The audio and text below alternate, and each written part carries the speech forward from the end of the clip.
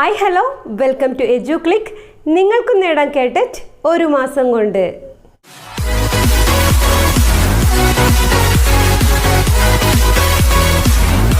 കേട്ടറ്റ് എക്സാമിന് ഇനി കുറച്ച് ദിവസങ്ങൾ മാത്രമേ ബാക്കിയുള്ളൂ.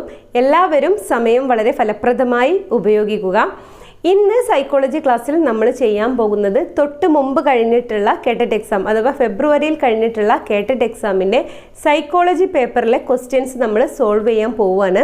പ്രീവിയസ് ക്വസ്റ്റ്യൻ പേപ്പർ സോൾവ് ചെയ്യാണ് ഇന്ന് നമ്മൾ ചെയ്യുന്നത്. നമ്മളതിൽ 15 ക്വസ്റ്റ്യൻസ് ആണ് ഇന്ന് സോൾവ് ചെയ്യുന്നത്. അപ്പോൾ എല്ലാവരും വീഡിയോ മുഴുവനായിട്ട് കാണുക. ക്വസ്റ്റ്യൻ പേപ്പറിലൂടെയുള്ള പഠനം ഒരു സ്മാർട്ട് വർക്കാണ്. നന്നായിട്ട് എങ്ങനെയാണെന്ന് ചോദിച്ചാൽ ആദ്യം ക്വസ്റ്റ്യൻ വായിക്കും, നമുക്കതിൻ്റെ ഓപ്ഷൻസൊക്കെ വിശദീകരിക്കാം. അങ്ങനെ ആകുമ്പോൾ നിങ്ങൾക്ക് ആ ക്വസ്റ്റ്യൻ ഏത് രീതിയിൽ വന്നാലും എഴുതാനായിട്ട് സാധിക്കും. അപ്പോൾ നമുക്ക് പോവാം പ്രീവിയസ് ക്വസ്റ്റ്യൻ പേപ്പറിലേക്ക്. നമുക്ക് ഒന്നാമത്തെ ചോദ്യം ഡിസ്കസ് ചെയ്യാം. ചോദ്യം ശ്രദ്ധിച്ച് കേൾക്കാം. ഓപ്ഷൻസ് ബോർഡിലുണ്ട്. ചോദ്യം ഇതാണ്: 5ാം തരത്തിൽ പഠിക്കുന്ന അമൃതയും ആഷ്നയും അവരുടെ 12ാമത് പിറന്നാൾ കഴിഞ്ഞ ആഴ്ച ആഘോഷിച്ചു. അമൃതയും ആഷ്നയും കഴിഞ്ഞ ആഴ്ച അവരുടെ 12ാം പിറന്നാൾ ആഘോഷിച്ചു. അവരിരുവരുടെയും മാനസിക വയസ്സ് 12 ആണെങ്കിൽ IQ എത്ര എന്നുള്ളതാണ് ചോദ്യം. അവരുടെ ഇരുവരുടെയും മാനസിക വയസ്സ് 12 ആണെങ്കിൽ അവരുടെ IQ എത്രയായിരിക്കും എന്നുള്ളതാണ് ചോദ്യം. അതിൻ്റെ ഓപ്ഷനാണിത്: 100, 60, 80, 120. നിങ്ങൾ മനസ്സിലാക്കുക, ഇപ്രാവശ്യവും ഈ ഒരു ഭാഗത്ത് നിന്ന് ഒരു ചോദ്യം വരാൻ സാധ്യതയുണ്ട്. അപ്പോൾ ഈ ഭാഗം നിങ്ങൾ വളരെ വിശദമായിട്ടൊന്ന് പഠിക്കുക. നമുക്ക് പഠിക്കാനുള്ള ചാപ്റ്ററാണിത്, ബുദ്ധി എന്നുള്ള ഭാഗം. എന്നാലും നമുക്കിവിടെ ഇതൊന്ന് വിശദമായിട്ട് പറയാം.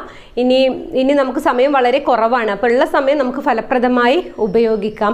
അപ്പോൾ നമുക്ക് ഇനി ഈ ഒരു ഭാഗത്ത് നിന്ന് ഏത് ക്വസ്റ്റ്യൻ വന്നാലും നിങ്ങൾക്ക് എഴുതാൻ പറ്റുന്ന രീതിയിൽ ഞാനതൊന്ന് വിശദമായിട്ട് നിങ്ങൾക്ക് പറഞ്ഞു തരാം. അപ്പോൾ എങ്ങനെയാണ് നമ്മൾ ബുദ്ധിമാപനം കണ്ടെത്തുക എന്നുള്ളതാണ് നോക്കുന്നത്. നമുക്കിവിടെ നോക്കാനുള്ളത് ബുദ്ധിമാപനമാണ്. അപ്പം നമ്മൾ വ്യക്തിത്വ മാപനം എന്ന് പറഞ്ഞതുപോലെ തന്നെ ബുദ്ധിമാപനവും ഉണ്ട്. ബുദ്ധിമാപനമാണ് നമ്മളിവിടെ കണ്ടെത്തേണ്ടത്. അപ്പോൾ നമുക്ക് നോക്കാം എങ്ങനെയാണ് ബുദ്ധിമാപനം കണ്ടെത്താം എന്നുള്ളത്. അപ്പോൾ അതിന് മുമ്പ് നിങ്ങളോട് വേറൊരു കാര്യം പറയാനുള്ളത്, ബുദ്ധിമാപനം എന്ന ആശയം ആവിഷ്കരിച്ചത് സ്റ്റേൺബർഗ് ആണ്. ബുദ്ധിമാപനം എന്ന ആശയം ആവിഷ്കരിച്ചത് സ്റ്റേൺബർഗ് ആണ്. ആദ്യമായി ബുദ്ധി അളക്കാനുള്ള ശ്രമം നടത്തിയത് ആൽഫ്രഡ് ബിനെയാണ്. അത് മനസ്സിലോർത്ത് വെക്കുക. ബുദ്ധിമാപനം എന്ന ആശയം ആദ്യമായി ആവിഷ്കരിച്ചത് സ്റ്റേൺബർഗ് ആണ്. ബുദ്ധി അളക്കാനുള്ള ശ്രമം ആദ്യമായി പരീക്ഷിച്ചത് ആൽഫ്രഡ് ബിനെയാണ്. അപ്പോൾ ആൽഫ്രഡ് ബിനെ, സ്റ്റേൺബർഗ് എന്നുള്ള 2 പേരുകൾ ഈ ഒരു ബുദ്ധി എന്നുള്ള ഭാഗത്ത് നിന്ന് നിങ്ങൾ മനസ്സിലാക്കുക.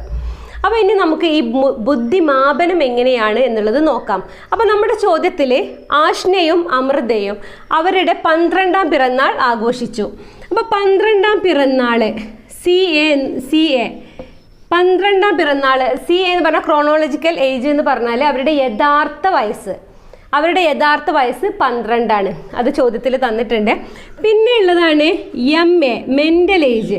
അവരുടെ മെൻ്റൽ ഏജും 12 ആണ്. അപ്പോൾ ഈ 2 കിട്ടിയാൽ നമുക്ക് ബുദ്ധിമാപനം കണ്ടുപിടിക്കാൻ വളരെ സിമ്പിളാണ്. നമുക്ക് ഈ ബുദ്ധിമാപനത്തിൻ്റെ ഒരു ഇക്വേഷൻ ഉണ്ട്. അപ്പോൾ ഞാൻ ആ ഇക്വേഷൻ ഒന്ന് എഴുതാം. ഇങ്ങനെയാണ്: MA/CA × 100. MA/CA × 100. അപ്പോൾ ഇനി ഇതെങ്ങനെ അപ്പോൾ നമ്മൾ ചെയ്യും? MA എത്രയാണ്? 12 ആണ്. CA എത്രയാണ്? 12 ആണ്. × 100. ഈ 12ഉം ഈ 12ഉം വെട്ടിപ്പോവും. ഇവിടെ 1 ആവും. 1 × 100 100. അപ്പോൾ അവരുടെ IQ എത്രയാണ്? നമുക്ക് IQ ആണ് കണ്ടുപിടിക്കേണ്ടത്. അവരുടെ IQ എത്രയാണ്? അവരുടെ IQ എന്ന് പറയുന്നത് 100 ആണ്. ഉത്തരം 100 ആണ്. അപ്പോൾ അത് കണ്ടുപിടിക്കേണ്ട രീതി നിങ്ങൾ ഒന്നും കൂടെ മനസ്സിലാക്കി വെക്കുക. അതിൻ്റെ ഇക്വേഷൻ എന്ന് പറയുന്നത് MA/CA × 100 ആണ്. MA എന്ന് പറഞ്ഞാൽ മാനസിക വയസ്സ്, CA എന്ന് പറഞ്ഞാൽ യഥാർത്ഥ വയസ്സ്. ഇനി ഈ വയസ്സിൻ്റെ കാര്യം പറയുന്നതിൽ ഇപ്പം നമ്മൾ 100 ആണ് എന്ന് പറഞ്ഞു. ഇങ്ങനെ വയസ്സിൻ്റെ IQ അനുസരിച്ചിട്ട് ആളുകളെ തരംതിരിക്കുന്നുണ്ട്. അപ്പോൾ അതും കൂടെ നിങ്ങൾ ഈ കൂട്ടത്തിൽ പഠിക്കണം. അപ്പോൾ ഇനി ഞാൻ നിങ്ങളുമായി ചർച്ച ചെയ്യാൻ പോകുന്നത് അതാണ്. മേ ബി ഇപ്രാവശ്യം എക്സാമിന് ആ ഒരു ഭാഗത്ത് നിന്നായിരിക്കും വരാൻ സാധ്യത. അപ്പോൾ നമുക്ക് അതും കൂടെ ഡിസ്കസ് ചെയ്യാം. IQ-വിനനുസരിച്ച് കുട്ടികളുടെ ബുദ്ധി നിലവാരം നിർണ്ണയിക്കുന്നുണ്ട്. അപ്പോൾ എങ്ങനെയാണ് എന്നുള്ളതാണ് ഇനി നമ്മൾ നോക്കാൻ പോകുന്നത്. ചോദിക്കാൻ സാധ്യതയുള്ളൊരു ക്വസ്റ്റ്യൻ ആണ്. എല്ലാവരും ശ്രദ്ധിച്ചിരിക്കുക. അപ്പോൾ അതിൽ ഒന്നാമത് ഇവിടെ നമ്മൾ 100 മുതൽ 90ൻ്റെ മുകളിലുള്ളതാണ് നമ്മൾ ആദ്യം നോക്കുന്നത്. അപ്പോൾ IQ 140 മുകളിലുണ്ടെങ്കിൽ അവരെയാണ് പ്രതിഭാശാലികൾ എന്ന് വിളിക്കുന്നത്. IQ 140 മുകളിലാണെങ്കിൽ അവരെ നമ്മൾ പ്രതിഭാശാലികൾ എന്ന് വിളിക്കും. IQ 120 മുതൽ 139 വരെയാണെങ്കിൽ നമ്മൾ അവരെ അതിബുദ്ധിമാൻ എന്ന് വിളിക്കും. 140 മുകളിലുണ്ടെങ്കിൽ പ്രതിഭാശാലി, 120 മുതൽ 139 വരെയാണെങ്കിൽ അതിബുദ്ധിമാൻ, 110 മുതൽ 119 വരെയാണെങ്കിൽ ബുദ്ധിമാൻ, 90 മുതൽ 109 വരെയാണെങ്കിൽ ശരാശരിക്കാർ. ഇങ്ങനെ ഒരു IQ തന്നിട്ട് അവർ ഏത് ബുദ്ധിയുടെ ഏത് ഇതിലാണ് പെടുക എന്നുള്ളൊരു ചോദ്യം വരാൻ സാധ്യതയുണ്ട്. അപ്പോൾ നമ്മളിതിൽ പറഞ്ഞത് 90 വരെയാണ്. ഇനി 90ൻ്റെ താഴേക്ക് IQ വന്നാൽ അവരെന്താണ് പറയുക എന്നുള്ളതും കൂടെ ഒന്ന് നമ്മൾ മനസ്സിലാക്കേണ്ടതുണ്ട്. അപ്പോൾ ഇത് നന്നായി മനസ്സിലാക്കുക. 140 മുകളിലുള്ളവർ പ്രതിഭാശാലി, 120 മുതൽ 139 വരെ അതിബുദ്ധിമാൻ, 110 മുതൽ 119 വരെ ബുദ്ധിമാൻ, 90 മുതൽ 109 വരെ ശരാശരിക്കാർ. അത് മനസ്സിലാക്കി വെക്കാം. ഇനി നമുക്ക് 90ൻ്റെ താഴേക്കുള്ളത് നോക്കാം. അപ്പോൾ ഇനി 90ന് താഴെയുള്ളവരെ എന്താണ് പറയുക എന്നുള്ളതാണ് നമ്മൾ നോക്കുന്നത്. 80 മുതൽ 89 വരെയുള്ളവരെ നമ്മൾ ബുദ്ധി കുറഞ്ഞവർ എന്നാണ് പറയുന്നത്. IQ നമ്മൾ MA/CA × 100 വെച്ച് ചെയ്യുമ്പോൾ 80 മുതൽ 89 വരെയുള്ളവരെ നമ്മൾ ബുദ്ധി കുറഞ്ഞവർ എന്നാണ് പറയുന്നത്. 70 മുതൽ 79 വരെയുള്ളവർ അതിർരേഖയിലുള്ളവരാണ്. 70ന് താഴെയുള്ളവരെ നമ്മൾ മന്ദബുദ്ധികൾ എന്ന് പറയുന്നു. 70ന് താഴെ, ഇത് പ്രീവിയസ് ക്വസ്റ്റ്യൻ ആണ്, 2 ക്വസ്റ്റ്യൻ പേപ്പറിൽ ഇത് ചോദിച്ചിട്ടുണ്ട്. അപ്പോൾ ഈ ഒരു 70ന് താഴെയുള്ളവരെ എന്താണ് പറയുക എന്നുള്ളത്, അപ്പോൾ അത് മന്ദബുദ്ധി എന്നുള്ളത് മനസ്സിലാക്കി വെക്കാം.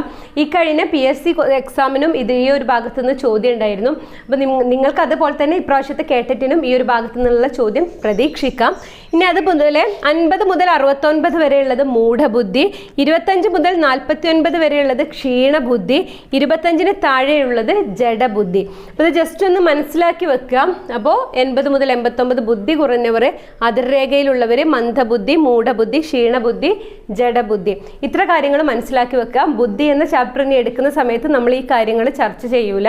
അപ്പോൾ നമ്മൾ ഈ ഒരു ഭാഗത്തു നിന്ന് നിങ്ങളിത് നന്നായിട്ട് മനസ്സിലാക്കി എടുക്കുക. ഈ ഭാഗത്തു നിന്ന് ഷുവറായിട്ടും ഒരു ചോദ്യം വരാൻ സാധ്യതയുണ്ടാവും എന്ന് നിങ്ങളുടെ മനസ്സിൽ കരുതുക. അതിനനുസരിച്ച് ഗൗരവമായിട്ട് ഇത് പഠിക്കുക. അപ്പോൾ നമ്മളിതിൽ ആകെ കുറച്ച് കാര്യം പറഞ്ഞിട്ടുള്ളൂ. പ്രീവിയസ് ക്വസ്റ്റ്യൻ ആണ്, അത് അനലൈസ് ചെയ്തപ്പോൾ ഞാൻ കുറച്ച് ഡീപ്പായിട്ട് പറഞ്ഞു എന്നേ ഉള്ളൂ. വളരെ കുറഞ്ഞ കാര്യങ്ങളാണ് നമ്മൾ പറഞ്ഞിട്ടുള്ളൂ. ബുദ്ധിമാപനം എന്ന ആശയം ആവിഷ്കരിച്ചത് സ്റ്റേൺബർഗ് ആണ്. ബുദ്ധി അളക്കാനുള്ള ശ്രമം ആദ്യമായി നടത്തിയത് ആൽഫ്രഡ് ബിനെയാണ്. IQ കണ്ടെത്താനുള്ള ഇക്വേഷൻ എന്ന് പറയുന്നത് MA/CA × 100 ആണ്. MA/CA എന്ന് പറഞ്ഞാൽ, MA എന്ന് പറഞ്ഞാൽ മാനസിക വയസ്സ്, CA എന്ന് പറഞ്ഞാൽ യഥാർത്ഥ വയസ്സാണ്. MA/CA × 100 ചെയ്താൽ ആ IQ കിട്ടുന്നതിനനുസരിച്ച് നമ്മൾ ആളുകളെ തരംതിരിച്ചിട്ടുണ്ട്.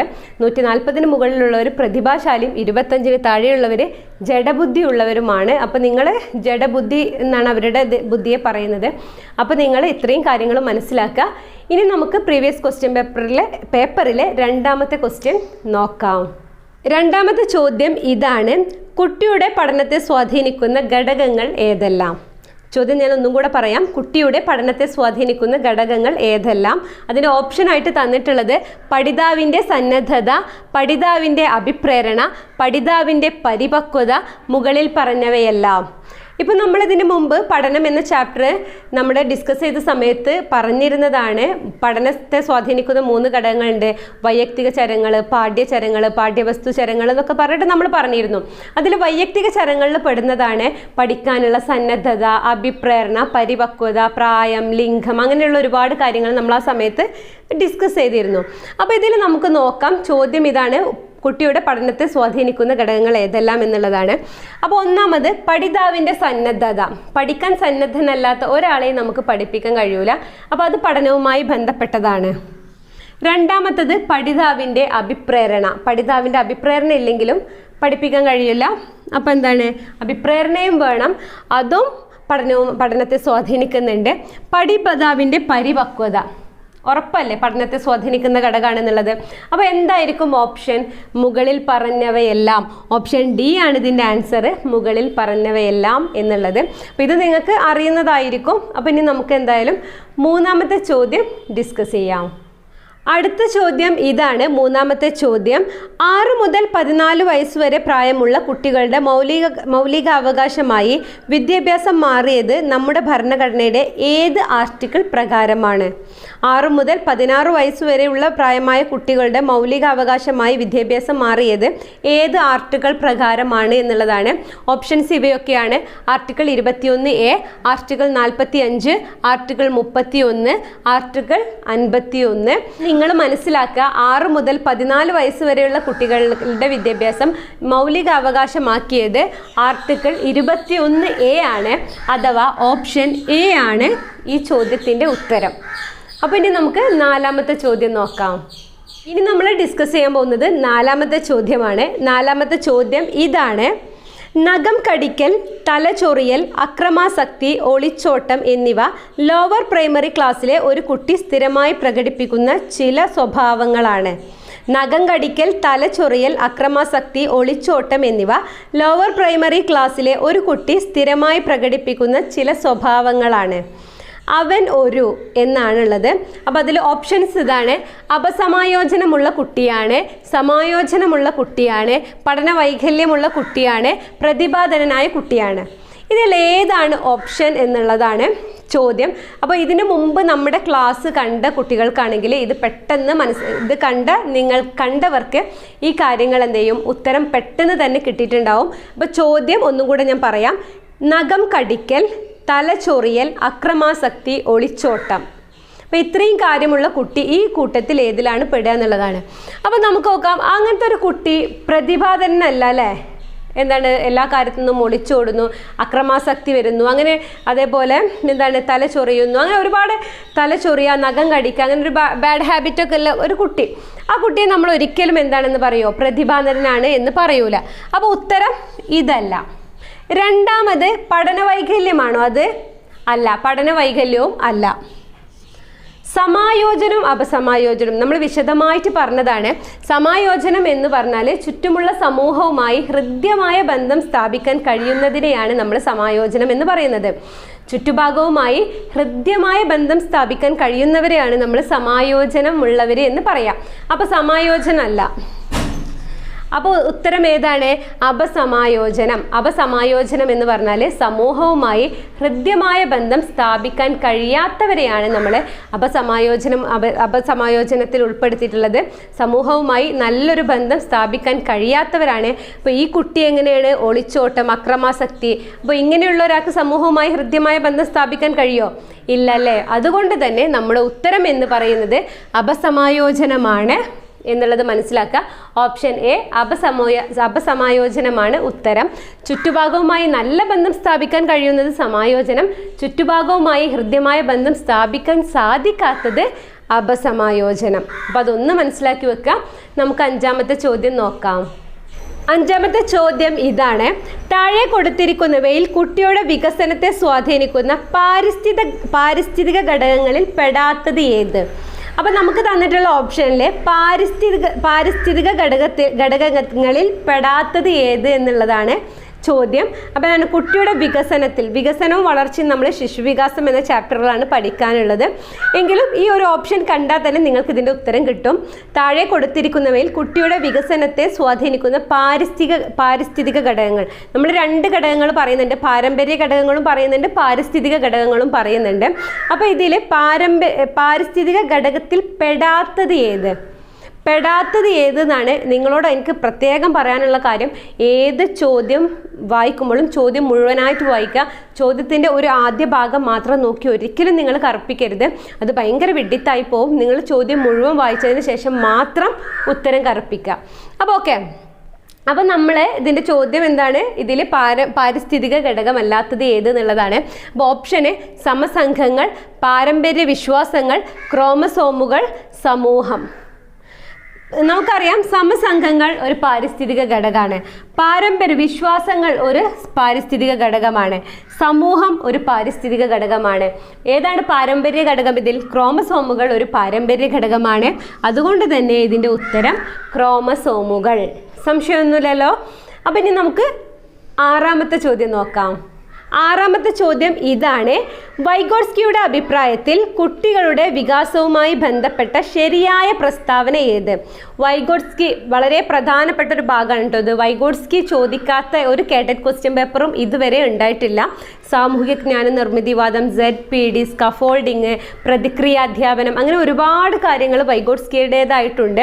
അപ്പോൾ ചോദ്യം ഇതാണ്. വൈഗോട്സ്കിയുടെ അഭിപ്രായത്തിൽ കുട്ടിയുടെ വികാസവുമായി ബന്ധപ്പെട്ട ശരിയായ പ്രസ്താവന ഏതാണെന്നുള്ളതാണ്. ഓപ്ഷൻസ് ഞാനൊന്ന് വായിക്കാം. ഓപ്ഷൻ എ, കുട്ടിയുടെ വികാസം ആദ്യം വ്യക്തിതലത്തിലും പിന്നീട് സാമൂഹ്യ തലത്തിലും. കുട്ടിയുടെ വികാസം ആദ്യം വ്യക്തിതലത്തിലും പിന്നീട് സാമൂഹ്യ തലത്തിലും. ഓപ്ഷൻ ബി, കുട്ടിയുടെ വികാസം ആദ്യം സാമൂഹ്യ തലത്തിലും പിന്നീട് വ്യക്തിതലത്തിലും സംഭവിക്കുന്നു. ഓപ്ഷൻ സി, കുട്ടിയുടെ വികാസത്തിൽ സാമൂഹ്യ തലത്തിന് നേരിയ പ്രാധാന്യമുണ്ട്. ഓപ്ഷൻ ഡി, കുട്ടിയുടെ വികാസത്തെ സ്വാധീനിക്കുന്നത് സാമൂഹ്യ തലം മാത്രമാണ്. അപ്പോൾ നമ്മൾ ആദ്യം മനസ്സിലാക്കേണ്ടത് കുട്ടിയുടെ വികാസത്തെ സ്വാധീനിക്കുന്നത് സാമൂഹ്യ തലം മാത്രമാണ്. ഓപ്ഷൻ ഡി എന്നുള്ളത് അല്ല ഉത്തരം. സാമൂഹ്യ തലം മാത്രമാണോ? അല്ല. പിന്നെ സി, കുട്ടിയുടെ വികാസത്തിൽ സാമൂഹ്യ തലത്തിന് നേരിയ പ്രാധാന്യമുണ്ട്. നേരിയ പ്രാധാന്യമുണ്ട് എന്നാണോ വൈഗോട്സ്കി പറഞ്ഞിട്ടുള്ളത്? അതുമല്ല. പിന്നെ ഒന്നാമത്തെ രണ്ടാമത്തെ ഓപ്ഷനിലാണ് നമുക്കൊരു സംശയം വരിക. അതിൽ ഓപ്ഷൻ ബി ആണ് ഉത്തരം. അപ്പോൾ ഓപ്ഷൻ ബി ഞാൻ ഒന്നും കൂടെ വായിക്കാം. കുട്ടിയുടെ വികാസം ആദ്യം സാമൂഹ്യ തലത്തിലും പിന്നീട് വ്യക്തി തലത്തിലും സംഭവിക്കുന്നു.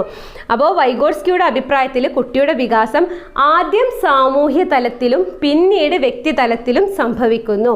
ആ കാര്യം മനസ്സിലാക്കി വെക്കുക.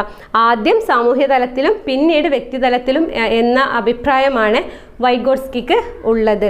സാമൂഹിക ജ്ഞാന നിർമ്മിതിവാദം നമ്മൾ ഡിസ്കസ് ചെയ്ത ഭാഗമാണ്. കാണാത്തവർ ആ ഭാഗം ഒന്ന് പോയി കാണുക. അപ്പം നമുക്ക് ഏഴാമത്തെ ചോദ്യം നോക്കാം. നമ്മൾ ഡിസ്കസ് ചെയ്യാൻ പോകുന്നത് ഏഴാമത്തെ ചോദ്യമാണ്. ഏഴാമത്തെ ചോദ്യം ഇതാണ്. താഴെ കൊടുത്തിരിക്കുന്നവയിൽ കുട്ടികളിലെ വിവ്രജന ചിന്താശേഷി വളർത്താൻ ഉതകാത്ത ചോദ്യം ഏത്? വിവ്രജന ചിന്താശേഷി. വിവ്രജന ചിന്താശേഷി എന്ന് പറഞ്ഞാൽ പല രീതിയിലും കുട്ടികൾക്ക് ചിന്തിച്ചെഴുതാം. ഒരുപാട് കാര്യങ്ങൾ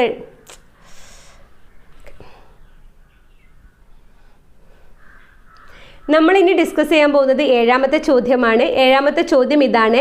താഴെ കൊടുത്തിരിക്കുന്നവയിൽ കുട്ടിയുടെ വിവ്രജന ചിന്താശേഷി വളർത്താൻ ഉതകാത്ത ചോദ്യം ഏത്? ഈ ചോദ്യത്തിന് കുട്ടിയുടെ വിവ്രജന ചിന്ത ഉണർത്താൻ കഴിയൂല. അതാണ് ഓപ്ഷനിൽ തന്നിട്ടുള്ളത്. അപ്പോൾ വിവ്രജന ചിന്താശേഷി വളർത്താൻ ഉതകാത്ത ചോദ്യം ഏത് എന്നുള്ളതാണ് ചോദ്യം. അപ്പോൾ മനസ്സിലാക്കുക. ഒന്നാമത് വനം കൊണ്ടുള്ള ഉപയോഗങ്ങൾ. വനം കൊണ്ടുള്ള ഉപയോഗങ്ങൾ എന്ന് പറഞ്ഞ് കുട്ടികൾക്ക് എഴുതാൻ നമ്മൾ കൊടുത്താൽ അതിന് ഒരുപാട് ഉത്തരങ്ങൾ ഉണ്ടാവും അല്ലേ? അപ്പോൾ അതെന്താണ്? വിവ്രജന ചിന്ത ആവശ്യമുള്ള ഒരു ചോദ്യമാണ്. അടുത്തത് ന്യൂസ് പേപ്പറിൻ്റെ ഉപയോഗങ്ങൾ എഴുതാൻ പറഞ്ഞാലും എന്താണ്? ഉത്തരങ്ങൾ ഒരുപാടുണ്ടാവും. ഇതും വിവ്രജന ചിന്ത ആവശ്യമുള്ള ചോദ്യമാണ്. സസ്യങ്ങൾ ഓക്സിജന്റെ ഉൽപ്പാദനം നിർത്തിയാൽ എന്ത് സംഭവിക്കും? അതും കുട്ടി പിന്നെ ചിന്തിച്ചെഴുതേണ്ടതാണ്. ഇതും വിവ്രജന ചിന്ത ആവശ്യമുള്ള ഒരു ചോദ്യമാണ്. എന്നാൽ ഓപ്ഷൻ ഡി, റേഡിയോ കണ്ടുപിടിച്ചതാര്? ഒരു വൺ വേർഡാണ്. മാർക്കോണി എന്ന് മാത്രമേ അതിന് ഉത്തരം വരുന്നുള്ളൂ. ഒരുപാട് ചിന്തിക്കേണ്ട ആവശ്യമൊന്നുമില്ല. പല പല ഉത്തരം കിട്ടേണ്ട ആവശ്യമില്ല. അതുകൊണ്ട് തന്നെ ഇതിലെ വിവ്രജന ചിന്തക്ക് ഉതകാത്ത ചോദ്യം എന്ന് പറയുന്നത് റേഡിയോ കണ്ടുപിടിച്ചതാര് അഥവാ ഓപ്ഷൻ ഡി ആണ് ഇതിൻ്റെ ഉത്തരം. അപ്പോൾ ഇനി നമുക്ക് ഇതിൻ്റെ കൂടെ തന്നെ അടുത്തതായിട്ട് ഒൻപതാമത്തെ ചോദ്യം കൂടെ ഒന്ന് ഡിസ്കസ് ചെയ്യാം. ഒൻപതാമത്തെ ചോദ്യം ഇതാണ്. കുട്ടികളിലെ സംസാരിക്കുവാനും എഴുതാനുമുള്ള കഴിവ് വർദ്ധിപ്പിക്കുവാനായി ഒരു അധ്യാപകൻ അല്ലെങ്കിൽ അധ്യാപിക കുട്ടികളെ, ഇപ്പം 4 ഓപ്ഷൻസ് ഉണ്ട്. ഓപ്ഷൻസ് ഞാൻ വായിക്കാം. ഒന്ന്, കഥ പറച്ചിലിൽ പങ്കെടുപ്പിക്കുന്നു. ഓപ്ഷൻ ബി, റെക്കോർഡ് ചെയ്ത നാടകങ്ങൾ കേൾപ്പിക്കുന്നു. ഓപ്ഷൻ സി, സ്വതന്ത്ര സംഭാഷണത്തിന് അവസരം നൽകുന്നു. ഓപ്ഷൻ ഡി, മുകളിൽ പറഞ്ഞവയെല്ലാം. ചോദ്യം ഒന്നും കൂടെ വായിക്കാം. കുട്ടികളിലെ സംസാരിക്കുവാനും എഴുതാനുമുള്ള കഴിവ്, കുട്ടികൾക്ക് സംസാരിക്കാനും എഴുതാനുമുള്ള കഴിവ് വർദ്ധിപ്പിക്കുന്നതിനായി ഒരു അധ്യാപിക കുട്ടികൾക്ക് ഏതെല്ലാം ഇതിൽ നൽകാം എന്നുള്ളതാണ്. അപ്പോൾ നമുക്കറിയാലേ, സംസാരിക്കാനും എഴുതുവാനുള്ള കഴിവ് വർദ്ധിപ്പിക്കാനായിട്ട് കഥ പറച്ചിലിൽ പങ്കെടുപ്പിക്കാം. അത് ഭാഷാപരമായിട്ടുള്ള കഴിവ് വർദ്ധിപ്പിക്കും. അടുത്ത റെക്കോർഡ് ചെയ്ത നാടകങ്ങൾ കേൾപ്പിക്കുന്നു. അതും കേട്ട് കുട്ടിക്ക് എന്താവും? ഭാഷാപരമായിട്ട് ഒരു പുരോഗതി ഉണ്ടാവും. സ്വതന്ത്ര സംഭാഷണത്തിന് അവസരം നൽകുന്നു. സ്വന്തമായി സംസാരിക്കാനില്ലേ, കുട്ടിക്ക് ഏതെങ്കിലും വിഷയം കൊടുത്തിട്ട് അതിനെക്കുറിച്ച് സംസാരിക്കാനൊക്കെ പറഞ്ഞാൽ സ്വതന്ത്രമായി സംസാരിക്കാൻ പറയുന്നതും എന്താണ്? എഴുതുവാനും സംസാരിക്കാനുമുള്ള കഴിവ് വികസിപ്പിക്കുന്ന കാര്യമാണ്. പിന്നെയുള്ളത് മുകളിൽ പറഞ്ഞവയെല്ലാം. സംശയമില്ലല്ലേ? ഓപ്ഷൻ എയും ഓപ്ഷൻ ബിയും ഓപ്ഷൻ സിയും ഈ സംസാരിക്കാനും എഴുതാനുമുള്ള കുട്ടിയുടെ കഴിവ് വികസിപ്പിക്കുന്നതാണ്. അതുകൊണ്ട് തന്നെ ഈ 9ാമത്തെ ചോദ്യത്തിൻ്റെ ഉത്തരം മുകളിൽ പറഞ്ഞവയെല്ലാം എന്നാണ്. അപ്പോൾ ഇനി നമുക്ക് 10ാമത്തെ ചോദ്യം ഡിസ്കസ് ചെയ്യാം. 10ാമത്തെ ചോദ്യം ഇതാണ്: താഴെ പറയുന്നവയിൽ കുട്ടിയുടെ ഭാഷാ വികസനത്തെ സ്വാധീനിക്കുന്ന ഘടകം ഏത്? താഴെ പറയുന്നവയിൽ കുട്ടിയുടെ ഭാഷാ വികസനത്തെ സ്വാധീനിക്കുന്ന ഘടകം ഏത് എന്നുള്ളതാണ് ചോദ്യം.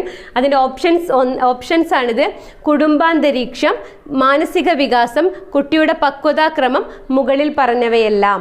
ചോദ്യം ഇതാണ്: കുട്ടിയുടെ ഭാഷാ വികാസത്തെ സ്വാധീനിക്കുന്ന ഘടകം. അപ്പോൾ കുടുംബാന്തരീക്ഷം കുട്ടിയുടെ ഭാഷാ വികാസത്തെ സ്വാധീനിക്കും, നോ ഡൗട്ടാണ് ആ കാര്യത്തിൽ. മാനസിക വികാസം ഭാഷാ വികാസത്തെ സ്വാധീനിക്കും. കുട്ടിയുടെ പരിപക്വത എന്താണ്? കുട്ടിയുടെ പക്വതാക്രമം ഏതിനെയാണ്? ഭാഷാ വികാസനത്തെ സ്വാധീനിക്കും. അപ്പോൾ എന്താണ് ഓപ്ഷൻ? മുകളിൽ പറഞ്ഞവയെല്ലാം. മുകളിൽ പറഞ്ഞവയെല്ലാം എന്നാണ് ഓപ്ഷൻ. അപ്പോൾ ഓപ്ഷൻ ഡി ആണ് ആൻസർ. ഓപ്ഷൻ സി ഭാഷാ വികാസത്തെ സ്വാധീനിക്കും, മാനസിക വികാസം ഭാഷാ വികാസത്തെ സ്വാധീനിക്കും, കുടുംബാന്തരീക്ഷവും ഭാഷാ വികാസത്തെ സ്വാധീനിക്കും. അതുകൊണ്ട് തന്നെ ഇതിൻ്റെ ഉത്തരം എന്ന് പറയുന്നത് മുകളിൽ പറഞ്ഞവയെല്ലാം എന്നാണ്, ഓപ്ഷൻ ഡി എന്നാണ്. അപ്പോൾ അതെല്ലാവരും മനസ്സിലാക്കി വെക്കാം.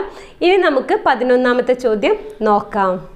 ഇനി നമ്മൾ ഡിസ്കസ് ചെയ്യാൻ പോകുന്നത് 11ാമത്തെ ചോദ്യമാണ്. 11ാമത്തെ ചോദ്യം ഇതാണ്: ചോക്ക് ബോർഡിൽ താഴെ കൊടുത്ത ചിത്രം കണ്ടപ്പോൾ കുട്ടികൾ ഇതിനെ നക്ഷത്രം എന്ന് വിളിച്ചു. ഗസ്റ്റാർഡ് മനഃശാസ്ത്രജ്ഞർ ഇതിനെ വിശദീകരിക്കുന്നത് എന്ത്? ഗസ്റ്റാർഡ് മനഃശാസ്ത്രജ്ഞർ ആരൊക്കെയാണ്? ഗസ്റ്റാർഡ് മനഃശാസ്ത്രജ്ഞർ മാക്സ്വർത്ത്, ഈമർ, കോഹ്ലർ, കോഫ്ക അല്ലേ? എല്ലാവർക്കും അറിയാലോ, ആർക്കും ഒരു ഡൗട്ടും ഇല്ലല്ലോ. ഡൗട്ടില്ല, ഇപ്പം തന്നെ ഇന്നലത്തെ ക്ലാസ് പോയി കാണണം. അപ്പോൾ എന്തായാലും നമുക്ക് ഇതിൻ്റെ ഉത്തരം നിന്ന് ചർച്ച ചെയ്യാം. അപ്പോൾ ഈ ഒരു ഇത് കണ്ടപ്പോൾ കുട്ടികൾ നക്ഷത്രം എന്ന് വിളിച്ചു. ഇത് ഗസ്റ്റാർഡ് മനഃശാസ്ത്രവുമായി ബന്ധപ്പെട്ട ഏത് തരം നിയമമാണ് എന്നുള്ളതാണ് ചോദ്യം. അപ്പോൾ നിങ്ങൾ നോക്കുക, നമ്മൾ ഇന്നലെ ക്ലാസ് എടുത്ത സമയത്ത് ഇങ്ങനെ ഒരു സംഭവം പറഞ്ഞിരുന്നു അല്ലേ? ഇങ്ങനെ ഒരു രൂപം കാണുന്ന സമയത്ത് ഇതിന് നമ്മളൊരു നിയമം പറഞ്ഞിരുന്നു. ആ നിയമമാണ് പരിപൂർത്തി നിയമം അല്ലെങ്കിൽ ഒഴിവ് നികത്തൽ നിയമം എന്നൊക്കെ പറയുന്നതാണിത്. അതുകൊണ്ട് തന്നെ ഈ ചോദ്യത്തിൻ്റെ ഉത്തരം ഓപ്ഷൻ ബി ആണ്, പരിപൂർത്തി നിയമം എന്നുള്ളത്. സാമീപ്യ നിയമം, സാദൃശ്യ നിയമം. അപ്പോൾ സാദൃശ്യ നിയമം നിങ്ങൾക്കറിയാം, ഇങ്ങനെ ഒരേപോലത്തെ വസ്തുവിനെ എന്താണ് ഒരു കൂട്ടമായി തോന്നുന്നതാണ് ഇത് സാദൃശ്യ നിയമം. സാമീപ്യ നിയമം ഏകദേശം സാദൃശ്യ നിയമവുമായി ബന്ധമുണ്ടെങ്കിൽ പോലും അത് അത് തമ്മിലുള്ള മാറ്റം ഒന്ന് കാണിച്ചു തരാം. സാമീപ്യ നിയമം എന്ന് പറഞ്ഞാൽ ഇവിടെ നിങ്ങൾ ഇതുപോലെ 3 വരകൾ കണ്ടില്ലേ? ഇവിടെ ശരിക്കും 6 വരകളുണ്ട്. 6 വരകളുണ്ട്. 1 2 3 4 5 6 വരകളുണ്ട്. എങ്കിൽ പോലും നമ്മൾ നോക്കുന്ന സമയത്ത് ഇത് 2 വരകൾ വരുന്ന ഓരോ ജോഡിയായിട്ട് തോന്നുന്നു. ഇതൊരു ജോഡി, ഇതൊരു ജോഡി, ഇതൊരു ജോഡിയായിട്ട് തോന്നുന്നു. ഇത് സാമീപ്യ നിയമം. ഇങ്ങനെയാണ് സാമീപ്യ നിയമം. സാദൃശ്യ നിയമം എന്ന് പറഞ്ഞാലും സാമീപ്യ നിയമം എന്ന് പറഞ്ഞാലും ഒരു കൂട്ടമായി തോന്നുന്നതാണ്. അപ്പോൾ ഇതെങ്ങനെയാണ്? ഇനി എന്താണ് സാദൃശ്യ നിയമം സാമീപ്യ നിയമവും? അത് ഏതോ ഒരു ക്വസ്റ്റ്യൻ പേപ്പറിൽ അതിങ്ങനെ ഓർഡറിലാക്കാനുള്ള ഒരു ചിത്രം, ഇതുപോലെ 3 ചിത്രം വന്നിട്ട് ഏത് നിയമവുമാണെന്നുള്ളത് ഓർഡറിലാക്കാനൊരു ചോദ്യം വന്നിരുന്നു. അങ്ങനെ നിങ്ങൾ മനസ്സിലാക്കുക, സാമീപ്യ നിയമം എന്ന് പറഞ്ഞാൽ ഏകദേശം ഇതേപോലെ ആയിരിക്കും. സാദൃശ്യ നിയമം എന്ന് പറഞ്ഞാൽ നമ്മൾ ഒരേപോലത്തതിനെ നമ്മൾ എന്താക്കാണ് ഒരു കൂട്ടമായി തോന്നുന്നതാണ് സാദൃശ്യ നിയമം. പരിപൂർത്തി നിയമം എന്ന് പറഞ്ഞാൽ ഇങ്ങനെ അതിൻ്റെ ഇടയിൽ ഇങ്ങനെ ഒരു ഒഴിവുണ്ടാവും, എന്നാലും ഏതെങ്കിലും ഒരു രൂപമായിട്ട് നമുക്ക് തോന്നും. അപ്പോൾ ഇത് എല്ലാതും മനസ്സിലായല്ലോ. അപ്പോൾ ഈ ഒരു ഭാഗത്തു നിന്നുള്ള ക്വസ്റ്റ്യനും നിങ്ങൾ ഉറപ്പായിട്ടും പ്രതീക്ഷിച്ചോളൂ. അപ്പോൾ ഇനി നമുക്ക് 12ാമത്തെ ചോദ്യം നോക്കാം. ഇനി നമ്മൾ ഡിസ്കസ് ചെയ്യാൻ പോകുന്നത് 12ാമത്തെ ചോദ്യമാണ്. 12ാമത്തെ ചോദ്യം ഇതാണ്: ഋണാത്മക വികാരത്തിന് താഴെ കൊടുത്തിരിക്കുന്നവയിൽ ഉദാഹരണം ഏത്?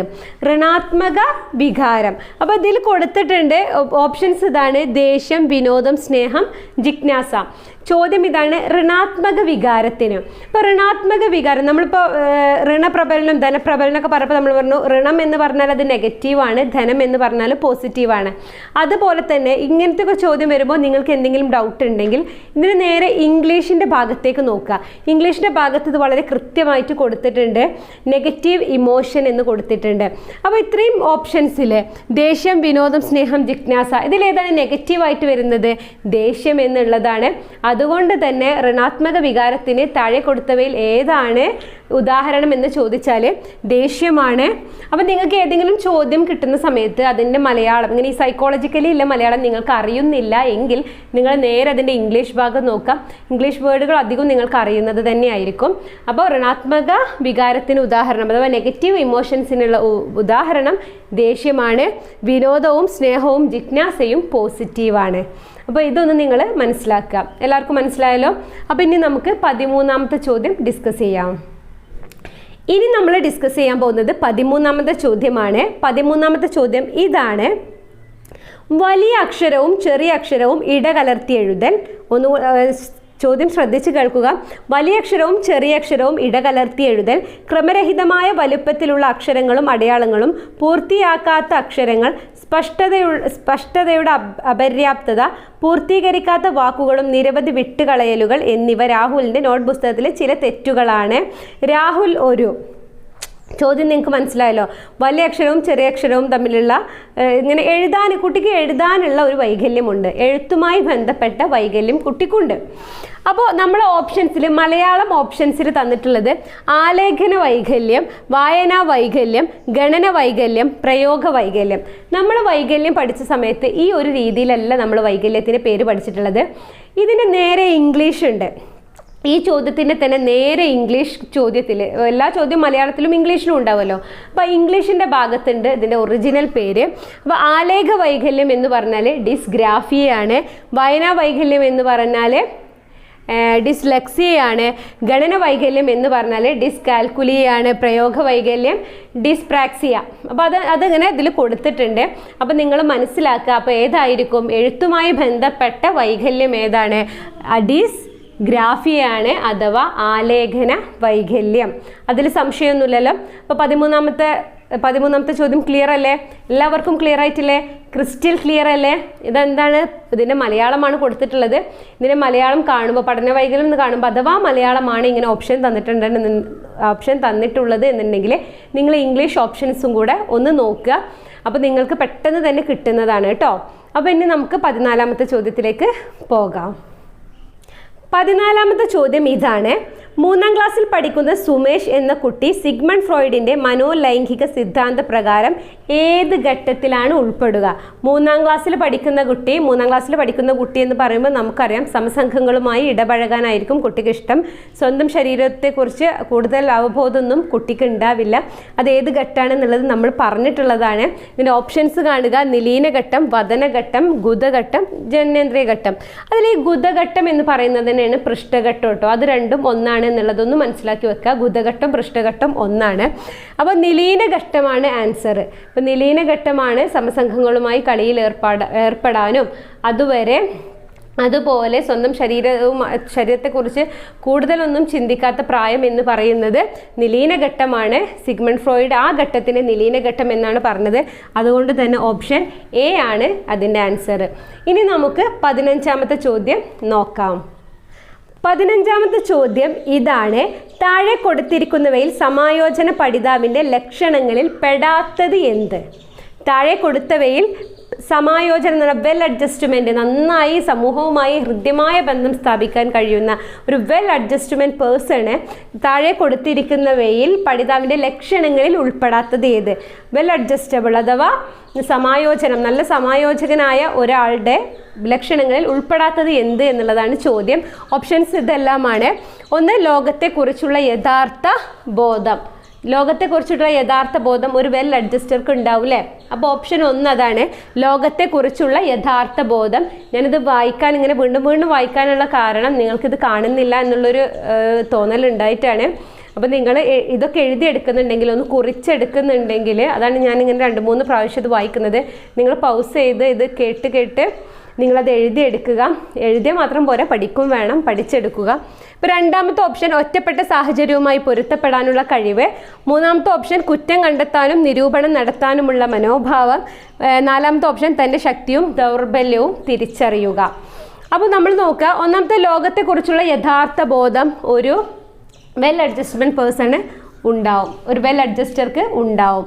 2ാമത്തേത് ഒറ്റപ്പെട്ട സാഹചര്യവുമായി പൊരുത്തപ്പെടാനുള്ള കഴിവ്.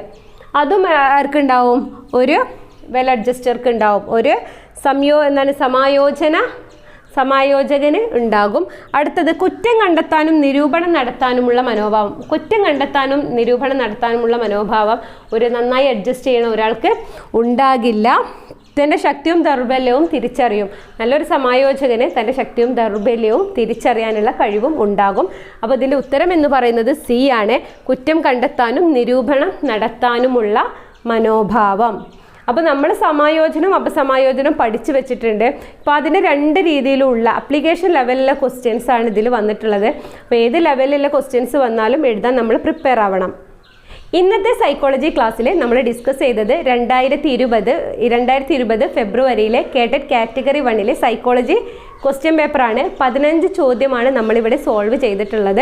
അപ്പോൾ 15 ചോദ്യങ്ങളും നിങ്ങൾക്ക് മനസ്സിലായിട്ടുണ്ടാവും എന്ന് വിചാരിക്കുന്നു.